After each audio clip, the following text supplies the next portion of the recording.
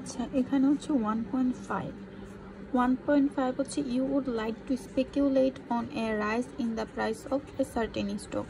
The current stock price is 29, মানে বর্তমানে এটার দাম হচ্ছে 29 টাকা। 3 মাস পর এটার স্ট্রাইক প্রাইস হচ্ছে 30, তার মানে আমার কে ডেলিভারি প্রাইস হচ্ছে 30, আমার অপশন প্রাইস হচ্ছে 2.90। You have invest 5,800 to invest. Identify the two alternative investment strategies, one in the stock and another in the option on the stock. বলছে দুইটা স্ট্র্যাটেজির মাধ্যমে বলতে, একটা হচ্ছে স্টক প্রাইসের মাধ্যমে বলতে, একটা হচ্ছে অপশন প্রাইসের মাধ্যমে বলতে। What are the potential gains and losses from each, তাহলে আগে শেয়ারে বের করতে হবে আর অপশনে কত হবে বের করতে হবে।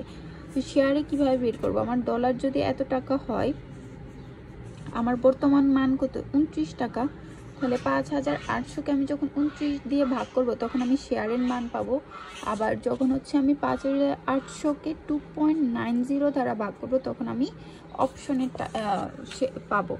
যেমন এখানে অপশনের বেলায় হচ্ছে আমি এটাকে এটা দিয়ে ভাগ করলে অপশনস আসছে, শেয়ারসের বেলায় 29 দিলে আমার এত শেয়ার আসছে। এখন যদি আমার মার্কেটে প্রাইস বাড়ে, ওগুলো লিখলাম যা যা দেওয়া আছে, যদি আমার মার্কেটে প্রাইস বাড়ে তাহলে আমার গেইন হবে। গেইন কিভাবে হবে, যেমন প্রথম সেকেন্ড স্ট্র্যাটেজি, এটাকে সেকেন্ড স্ট্র্যাটেজি বলছে, কেন বলছে জানি না, কারণ গাইডে লেখা মানে ম্যানুয়ালে লেখা ছিল। এখন আমি হয়তো আমার নিজের মতো ধরলেও হইতে পারে। ও না, এই যে বলছে ওয়ান ইজ স্টক, তার মানে স্টকটা হচ্ছে এই যে শেয়ারেরটা হচ্ছে আমার ফার্স্ট স্ট্র্যাটেজি, এটা হচ্ছে সেকেন্ড স্ট্র্যাটেজি। আচ্ছা, এটা পরে বলছে দেখে এই জন্য ধরছি সেকেন্ড। এখন এটার গেইন কিভাবে বের করব, 2000 তো আমার আছে এখানে সেকেন্ড স্ট্র্যাটেজিতে, 40 হচ্ছে আমার মার্কেট প্রাইস, যদি 40 হয় এখান থেকে কত বাদ যাবে, কে 30 বাদ যাবে, আমার ডেলিভারি প্রাইসটাই বাদ যাবে। প্রাইসটা বাদ দিয়ে এখান থেকে আমার টোটাল ইনভেস্টমেন্টের টাকাটা বাদ দিতে হবে 5,800। এটা করলে আমি যেটা পাবো সেটা হচ্ছে আমার গেইন। ফার্স্ট স্ট্র্যাটেজিতে গেইন কিভাবে হবে, শেয়ারের বেলায় গেইন হবে যে 200, এটা হচ্ছে 40, আর এখানে ধরতে হবে 29, স্ট্রাইক প্রাইস ধরতে হবে। শেয়ারের বেলায় স্ট্রাইক প্রাইস ধরতে হবে, কেন ধরতে হবে জানি না, এটা করলে আসতেছে এটার গেইন।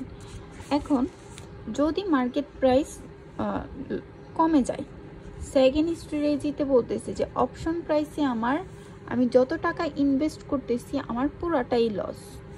আর ফার্স্ট ইয়েতে বলতেছি যে আমার এই যে এই 29, এখানে 40-এর জায়গায় শুধু 29 বসাবো, 29 বসাইলে সরি এখানে হচ্ছে আমার যে কে স্ট্রাইক প্রাইস কত ছিল 29 থেকে হচ্ছে 25 বাদ দিব, 25 বাদ দিলে যতটুকু থাকতেছে এটা হচ্ছে আমার লসের পরিমাণ।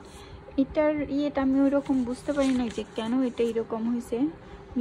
মিমকে জিজ্ঞেস করছি, দেখিও কি বলে, আপাতত একটু জেনে রাখি, কারণ ম্যাম তো দিলে একেবারে সেমই দেয়, চেঞ্জ তো করে না, ভ্যালুও চেঞ্জ করে না। তারপর হচ্ছে 9-10 একটাতে আছে এটা, it is May and a trader rights. আমরা কি জানি, যখন ট্রেডার রাইটস বলে মানে ট্রেডার নিজে হচ্ছে সেলার হিসেবে কাজ করে। সেপ্টেম্বর কল অপশন মানে হচ্ছে seller of a call with strike price হচ্ছে আমার কে, delivery price 20, the stock price মানে স্টক প্রাইস হচ্ছে 18, অপশন প্রাইস হচ্ছে 2।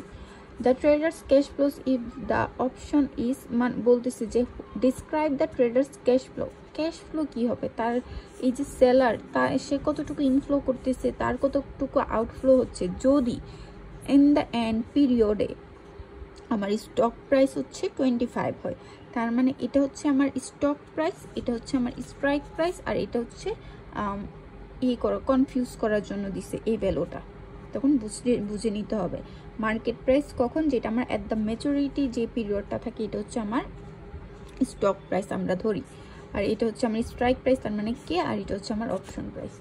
এখন তাহলে এটা যেহেতু সেলার অফ এ কল, তাহলে সেলার অফ এ কল কোত্থেকে আসে, সেলার এখানে বসে সে অপশন প্রিমিয়াম 2 টাকা পাবে। সে হচ্ছে কোথায় ক্লিক খাবে, মানে এটা আমরা ব্রেক ইভেন কোথায় হবে, 20-এর সাথে 2 যোগ করলে 22 হচ্ছে তার ব্রেক ইভেন হবে।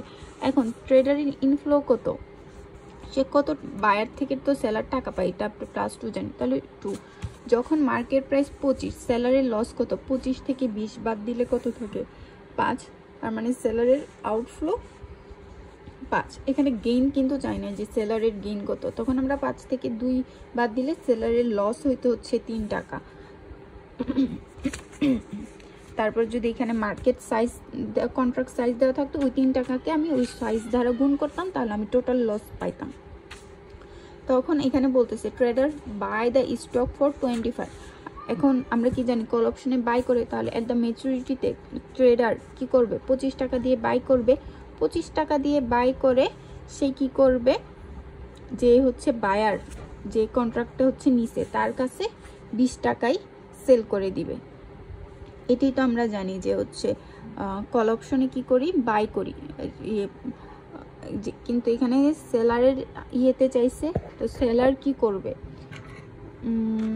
কল অপশন আমরা নেই কেন, আমরা কল অপশন নেই যেন হচ্ছে ভবিষ্যতে আমরা যখন কিনবো আমরা কমে কিনতে পারি, এই জন্যই তো বায়ার হচ্ছে কি পে করে।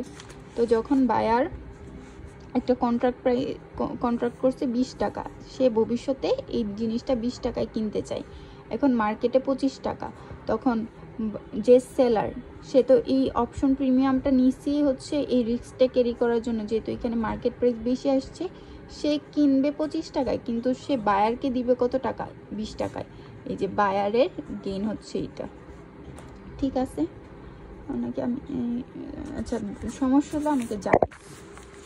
তারপর হচ্ছে গিয়ে এটা যেটা দিছিল, a trader writes a December, ওই যে trader seller of a put option বলতেছে, পুট অপশন, তার মানে এখানে seller of a put with a strike price কে 30 টাকা, the price of the option is 4, option price হচ্ছে 4 টাকা, under what circumstances the trader makes a gain.